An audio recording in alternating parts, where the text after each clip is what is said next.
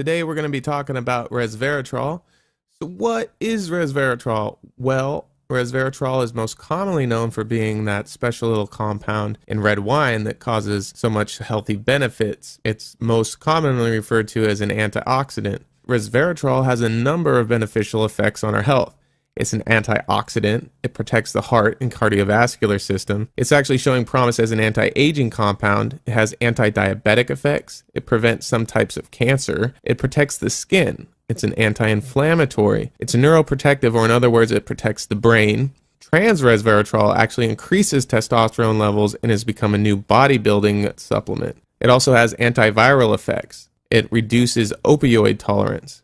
Starting to elaborate on those points, as an antioxidant, your body needs oxygen for your metabolism, but one of the natural byproducts is going to be free radicals. Free radicals can attack your tissue, they can attack your DNA. As we age, more and more DNA damage happens. Your DNA can't replicate itself as well, and there are errors, and these errors manifest themselves as aging, wrinkles. You aren't able to have the same energy, strength. Certain things start shutting down. We call it aging. Heart protection and cardiovascular protection. So it increases nitric oxide production. This is a gas that increases the size of your blood vessels. So why is that good? One, it drops your blood pressure. Two, it increases your circulation. It increases the amount of nutrients that get to your body. So this is extremely helpful. In addition to this, resveratrol actually prevents against platelet aggregation. This causes clots. What's wrong with clots? Well, those clots get dislodged and then they can reach the heart and cause a heart attack, or reach the brain and cause a stroke. So we're actually decreasing that with resveratrol. Anti-aging, besides its antioxidant properties that we discussed already, it also activates a group of proteins that have been recently discovered called sirtuins. Sirtuins have been heavily researched by David Sinclair and his pharmaceutical company that are trying to create a product that can actually reverse aging and prevent it. And what these do is they stop genes that turn on as we grow older. These genes flip on and naturally start the aging process. Sirtuins block those genes from ever becoming activated. So it's almost like a chain reaction. The sirtuins prevent activation of the aging genes. Resveratrol activates these sirtuin proteins so they can help the anti-aging. So resveratrol to sirtuins equals anti-aging. Cancer. Let's take a look at that. In lab studies involving mice, melanomas were actually prevented by topically placing resveratrol onto their skin. Now, if they took the resveratrol orally by mouth, then it did not prevent the cancer. So it was important that it was topically applied.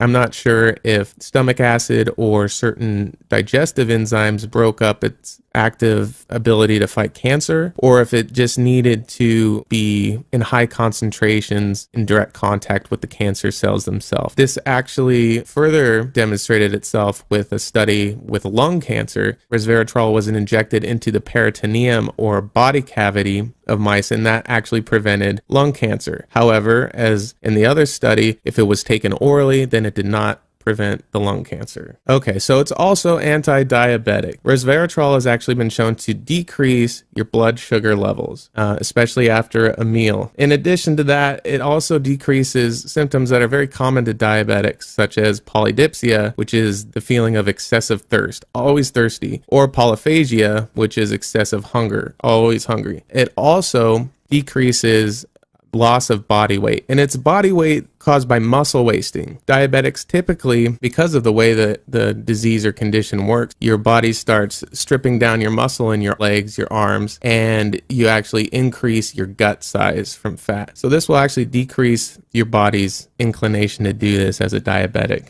So skin, it protects the skin. It protects it against harmful UV radiation. It's actually being started to be used in body products, not only as a skin protectant. I imagine they'll start to be using it as sunscreen, but it's used in a lot of beauty products to enhance the skin's natural radiance, that type of thing. It actually, when combined with metformin, protects against collagen degradation. Collagen is what gives your skin its elasticity. When you pull on your skin and it goes back to where it was, that's because of the collagen in it. And as you age, the ability to produce collagen decreases and results in droopiness and sagging we call wrinkles.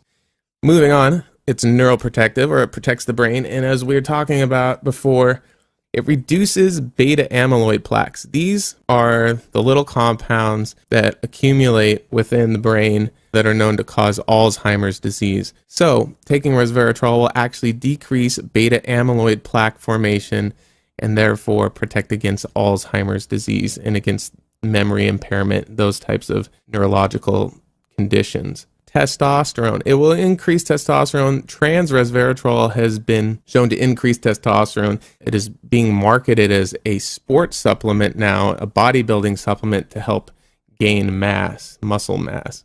Okay, as far as antiviral properties, without any irritation or toxicity to the skin, resveratrol, when applied to herpes simplex virus, such as genital herpes or oral herpes, in other words, it's a cold sore, either one, it actually inhibits the virus replication. It has also been shown to enhance the ability of HIV drugs to decrease the virus. It has also been shown to stop the growth of varicella zoster, influenza, and human cytomegalovirus. Another one we're going to talk about is opioid tolerance reduction. So this is kind of an interesting application. When resveratrol is injected into the spinal column, it actually reduces the subject's opioid tolerance. Opioids are heroin, morphine, things that latch onto the opioid receptors in our brains and give us the pleasure through dopamine release. Well, after a prolonged exposure to these drugs, tolerance builds up and withdrawal symptoms are extremely painful and hard to deal with. Injecting the spinal column with resveratrol apparently will decrease this opioid tolerance. Well, there you have it, resveratrol, a very interesting compound with a lot of health benefits, potential health benefits. A lot of the times these compounds do get hyped up more than their actual benefits, and results always vary with individuals. So make sure you keep that in mind and you talk to your doctor about supplementing with it. Check out the article below for more information, then also dosing amounts that you need to take.